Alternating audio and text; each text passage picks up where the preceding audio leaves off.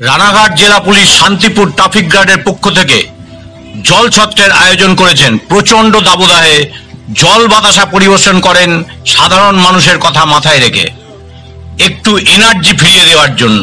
যারা ট্রাফিকের ডিউটি করছেন তাদেরও প্রচন্ড কষ্ট, খুব কষ্ট, তবুও তারা সাধারণ মানুষের কথা মাথায় রেখে এই আয়োজন করেছেন। এই ধরনের আয়োজনকে সাধুবাদ জানাচ্ছে সাধারণ মানুষ।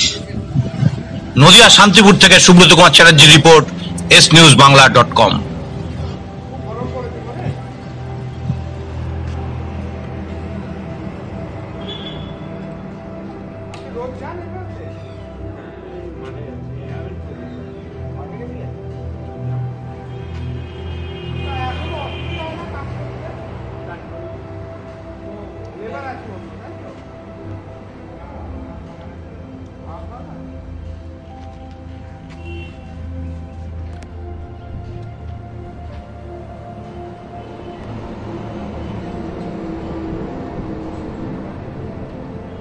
জল খাবি?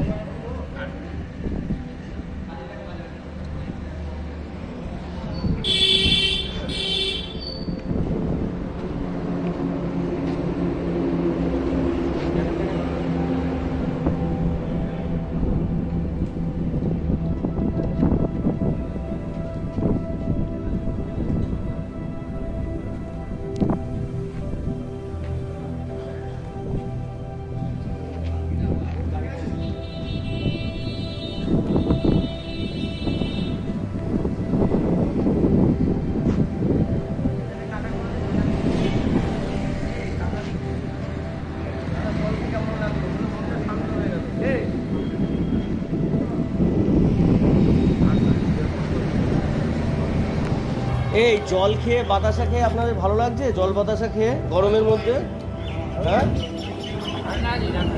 ভালো লাগছে?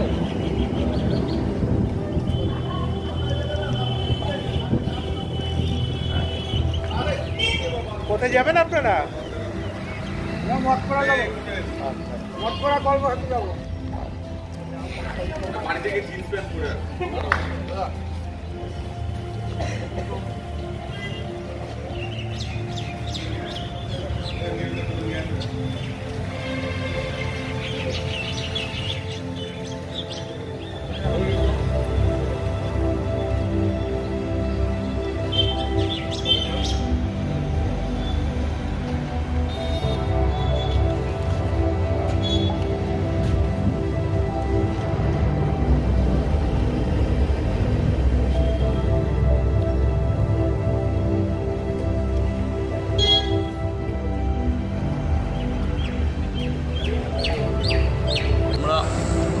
এলাকার গ্রামবাসীর মধ্যে আমি একজনা, নিরঞ্জন পাল, বাড়ি ঘোরালিয়া। অনেকদিন যাবৎ ধরে দেখছি রানাঘাট জেলা পুলিশের পক্ষ থেকে, শান্তিপুর ট্রাফিক গার্ডের পক্ষ থেকে আমাদের এলাকায়, আমাদের এই ব্রিজের নিচে বাইপাস, ঘোরালিয়া বাইপাসের এখানে ইনারা জনগণকে সাহায্য করা, সহযোগিতা করা এবং যে উদ্যোগ নিয়েছে, এবং এই যে প্রচণ্ড গরম গ্রীষ্মকাল, এত তাপের মধ্যে এনারা যে উদ্যোগ নিয়েছে জলছত্র মানে রাস্তার যে লোকজন যাতায়াত করবে তাদেরকে জল দান করা, তার সঙ্গে ফল, তার সঙ্গে একটু মিষ্টি মুখ করানো। এই যে সদিচ্ছা, এই সদিচ্ছাটাই মানুষের প্রেরণাকে আরও এগোবে।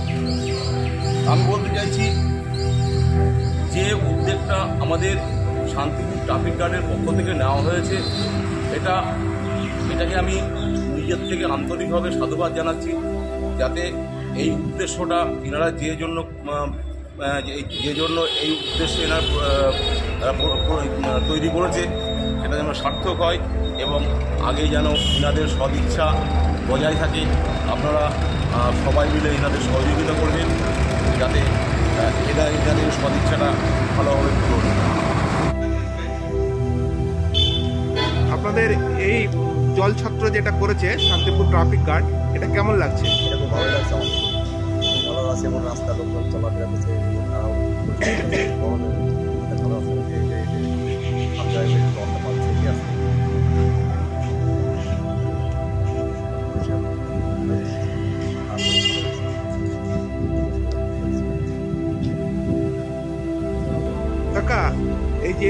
আপনাকে যে ডেকে জল খাওয়ালো, এটা কেমন লাগছে?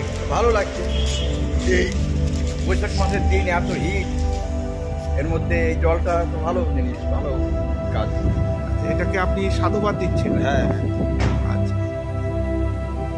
কোথায় যাবেন আপনি?